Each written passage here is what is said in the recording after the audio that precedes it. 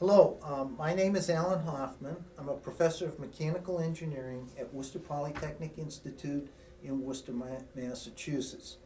The purpose of this video is to explain some basic concepts of stress analysis. What we're going to do first is talk about some basic ideas and concepts about stresses. There are two important concepts about stresses. Stresses are always calculated at a point in an object. Now, the same stress may exist at a number of points in an object, but nonetheless the calculation is always at a point. And the stresses that act at a point always depend upon the plane orientation of the plane on which they act. So we're going to go into this in more detail in the first part of this video. The first step in calculating stresses is to draw a correct free body diagram of the object. And so we're going to start out with the simplest type of object that can be held in equilibrium, namely a two-force member. If I take this pen as an example of the member, if I push on the two ends, I'll place the member in compression, and the forces at each end must be equal and opposite in order to satisfy force equilibrium. Similarly, if I have a bolt here and I pull on each end, the stresses are based upon forces which pull on the bolt and therefore place the member in tension. If I get far enough away from the point of application of the forces, I can assume that the force is evenly distributed over the cross-section of the area, whether it's in tension or whether it's in compression. Stress therefore, on a plane perpendicular to the member, if I'm pulling on it, will be tensile and will be calculated as the force in the member divided by the cross-sectional area.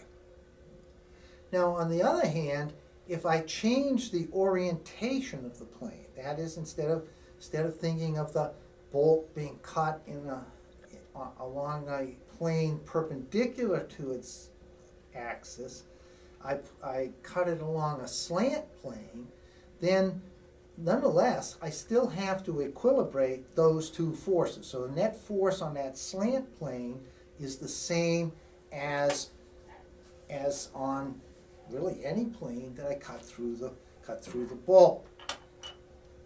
However, when I go to calculate the stresses on that plane, I now have that force, that axial force, distributed over a smaller area, and therefore the stresses, in looking at a free body diagram, I have forces to equilibrate the axial force. I have a force perpendicular to the plane, assuming the slant plane is this way. I have a force this way, and a shear force on the plane that goes along the surface of the plane.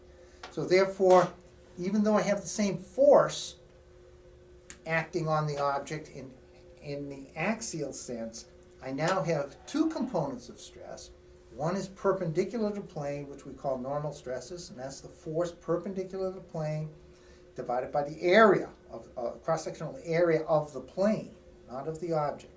And similarly, the shear stress is defined as the force parallel to the plane, in this case, divided by the area, the cross-sectional area in shear. So, depending on how I cut the object, depending on the plane that's passing through the very same point, I can have only normal stresses for a plane like this, and I can have normal and shear stresses acting on a plane like that. And we can carry this further into the analysis of materials by looking at the fact that if we think of simple ways in which materials may fail either due to exceeding the maximum normal stress or exceeding the maximum shear stress. So even though we think of this as uniaxial, we can have shear stresses on any plane except the plane that's perpendicular to the axis.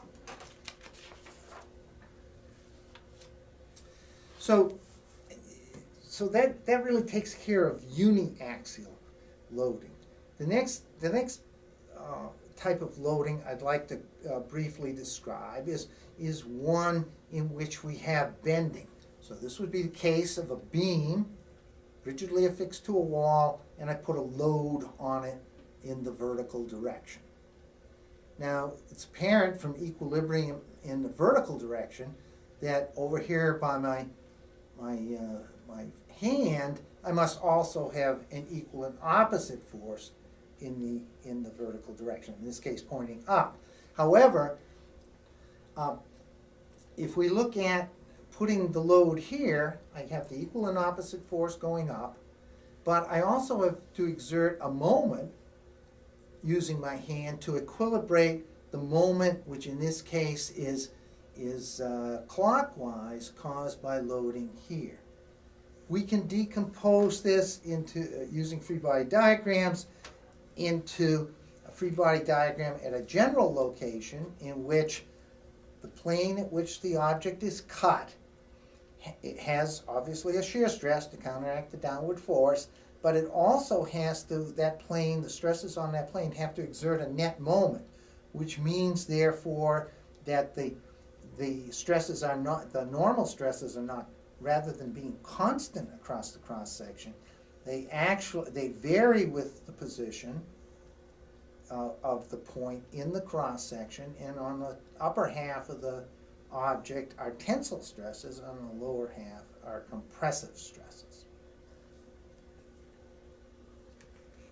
And therefore that illustrates the second point, that stresses vary with position, and in the original point, the stresses vary with the orientation of the plane. That concludes our video on stress analysis. Thank you.